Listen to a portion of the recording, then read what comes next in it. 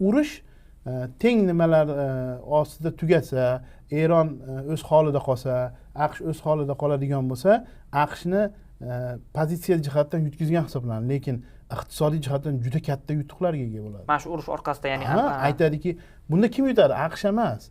AQShdagi qurol yarog' ishlab chiqaruvchi kompaniyalar yutadi. Kelgusida ularga 10 yillikka yetarli ishlari bo'ladi.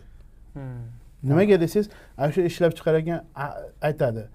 Ularning ko'pgina pullari Yaqin Sharqdagi arab davlatlarini ko'pgina pullarini, mana siz bitta Eronni hujumiga himoya qila olmaysiz, boshqalarning hujumiga qanday himoya qila olasiz o'zingizni? Siz qurol yaroqni zamonaviylarini olishingiz kerak. Mana bizda zamonaviylar bor. Uni narxi sal qimmatroq bo'ladi deb ularni sotishga harakat qiladi endi. Undan tashqari Yevropani qurollantirishga harakat qiladi.